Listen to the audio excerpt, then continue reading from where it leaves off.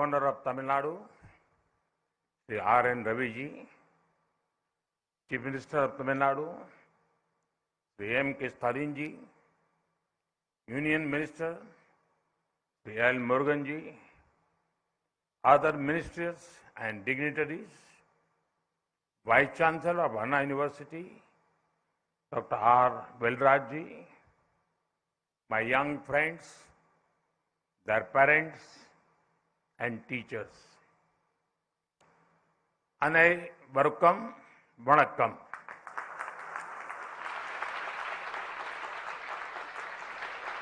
First of all, congratulations to all those who are graduating today in the Anna University's 42nd convocation. You would have already built a future of yourself in your minds. Therefore, today is not only a day of achievements, but also of aspirations. I wish that all the dreams of our youth come true. This is also a special time for teaching staff and non-teaching staff, support staff at Anna University. You are nation builders who are creating the leaders of tomorrow. You have seen many batches come and go, but each batch is unique. They leave their own set of memories. I specifically wish the parents of those who are graduating today. Your sacrifices have been crucial to your child's achievement. Today, we are here to celebrate the achievements of our youth in the vibrant city of Chennai.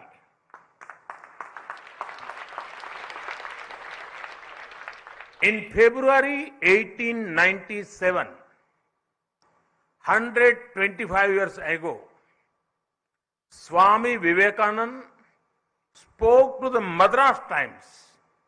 He was asked about his plan for the future of India. He said, and I quote, "My faith is in the younger generation, the modern generation. Out of them will come my workers. They will work out the whole problem like lions," unquote. Those words are still relevant.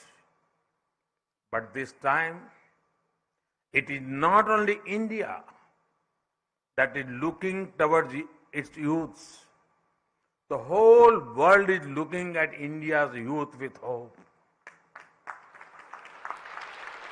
Because you are the growth engines of the country. And India is the world's growth engine. It is a great honor. It is also a great responsibility, which I am sure you will excel in. Friends, when speaking of faith in our youth, how can we forget Bharat Ratna, former President Dr. APJ Abdul Kalam?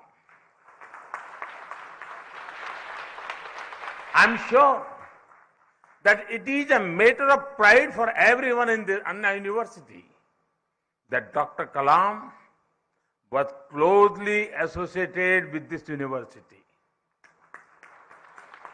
I've heard that the room he stayed in has been converted into a memorial.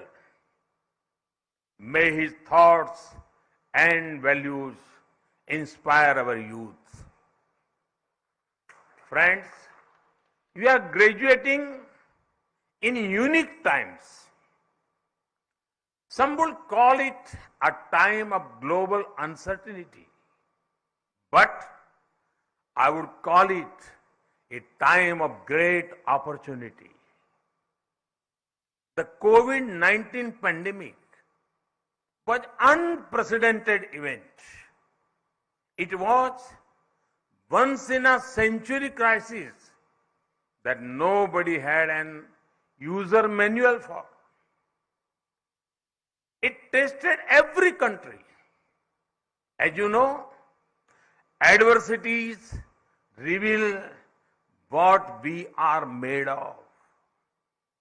India faced the unknown confidently thanks to its scientists, healthcare workers, professionals, and common people. As a result, today every sector in India is bursting with new life. Whether it is industry, innovation, investment, or international trade, India at the forefront. Our industry has risen to the occasion. For example, electronic manufacturing. In the last year, India was the world's second largest mobile phone manufacturer. Innovation is becoming a way of life. In just the last 6 years, the number of recognized startups increased by 15,000%. Yes, you heard that right. 15,000%.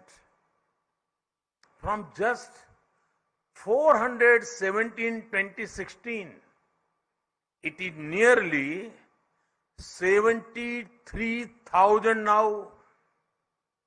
When industry and innovation do well, investments follow. Last year, India received a record FDI of over $83 billion. Our startups too received record funding post-pandemic. Above all this, India's position in the international trade dynamics is at its best ever. Our country recorded the highest ever exports of goods and services. We expected food grain at a crucial time for the world. We recently signed a trade deal with UAE to our west and with Australia to our east.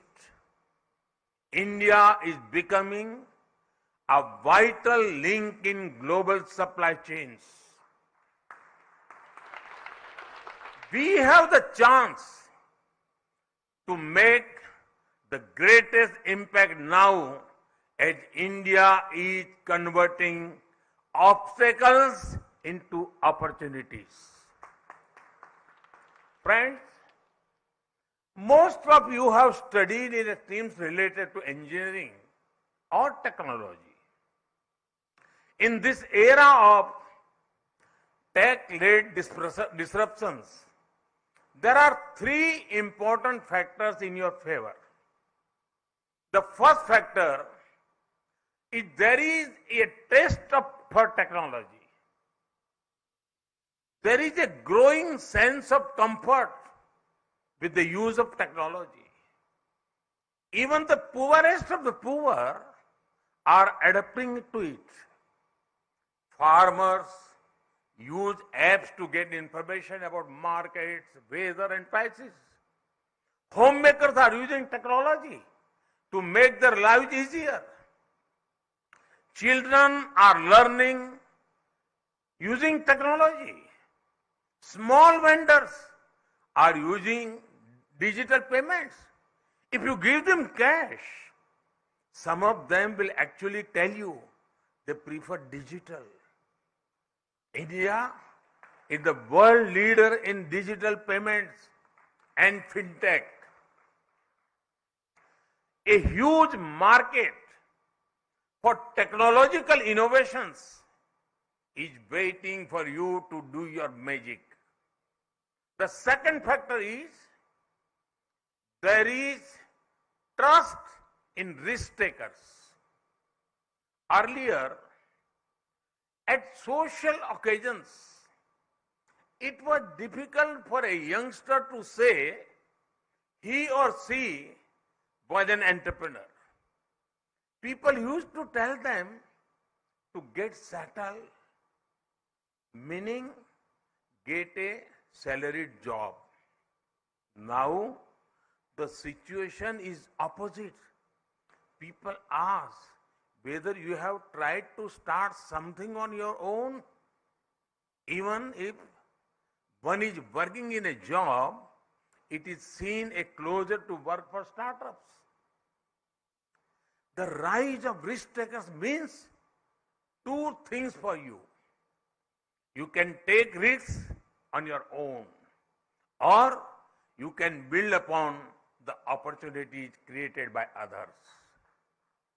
The third factor, there is temperament for reform.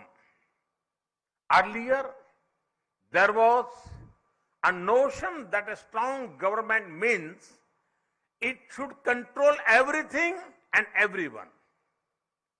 But we have changed this. A strong government does not control everything or everyone. It controls the system's impulse to interfere. A strong government is not restrictive, but is responsive. A strong government does not move into every domain. It limits itself and makes space for people's talent. A strong government strength lies in its humility to accept that it cannot know or do everything. This is why you see reforms in every sphere that make greater space for the people and their freedom. The new national education policy ensures greater freedom for youth to take decisions according to evolving situations. The scrapping of nearly 25,000 compliances is boosting ease of living. Removal of angel tax, removal of retrospective tax, and reduction of corporate tax are encouraging investments and industry. The reforms in drones, space, and geospatial sectors are opening up new avenues.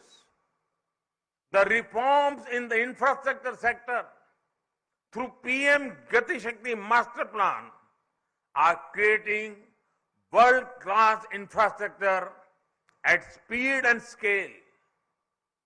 There is taste for technology, trust in risk takers, temperament for freedom, for reform. All these factors are creating a platform for you where opportunities are created, sustained, and grown. Friends, the next 25 years are crucial for both you and India. It is the Amrit Kal leading up to the 100th year of independence. We are lucky that many young people like you will build their own future as well as India's. So, your growth is India's growth. Your learnings are India's learnings. Your victory is India's victory. So when you make your plans for yourself and your family, remember that you are automatically making plans for India too. It is a historic opportunity that only your generation has. Take it and make the best out of it. Once again, congratulations and all the best. Thank you.